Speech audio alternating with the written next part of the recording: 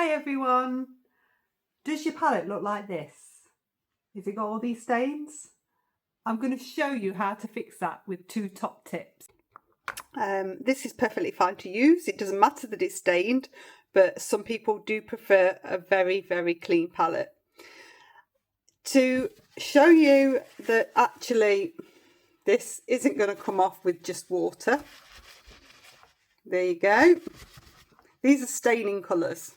So one of the notorious ones is anything purple and blue that is made with phthalo blue. That's very good at staining. So I've got a couple of tools here. Any oil. So this is olive oil. It can be cheap oil. It's just that that's what I've got in the cupboard for cooking with.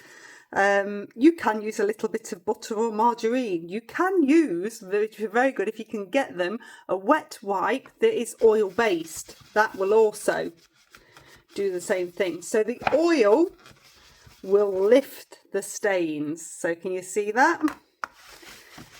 So if you are particular about your palette, which some people are, and I'm going to show you my palette at the end, just so you get to see how unparticular I am and what I can create, because it really doesn't matter that much about staining on your palette.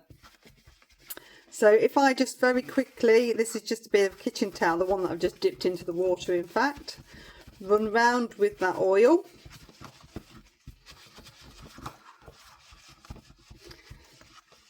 You can see that these stains are lifting off. A palette's meant to be used. It's not meant to be perfectly clean. Obviously you're putting oil onto a surface and you'll need to wash that off with hot soapy water after. It might also make the paint bead a little bit again on the surface because you've put that oil coating back on. So yeah, a bit of hot soapy water after will just take away any of that residue, but you can see the difference there already. The other thing, the other top tip that I've got for you is Brasso. So I don't know if you get this in every country, but Brasso wadding is fabulous. I can get the lid off just to show you. You can get Brasso solution as well. It's basically brass polish or silver polish. But Brasso wadding is great for removing stubborn stains and acrylic. So I love to use acrylic inks. I always say to all of my students, wipe them off the palette after so that they don't dry onto the palette. I often leave them on the palette and forget, and then I've got acrylic stuck to the palette. So if you rub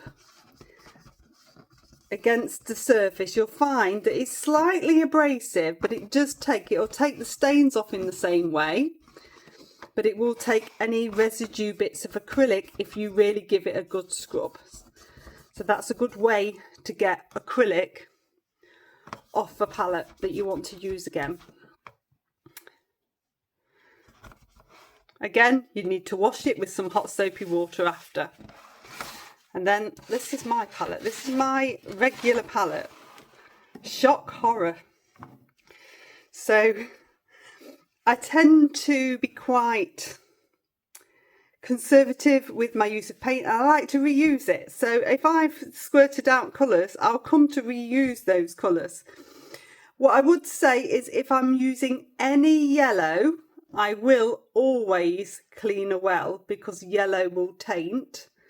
But I will dip into those colours, and then when I spritz them with a bit of water they reactivate and I can add more from the tubes in there. So they're my standard colour mix.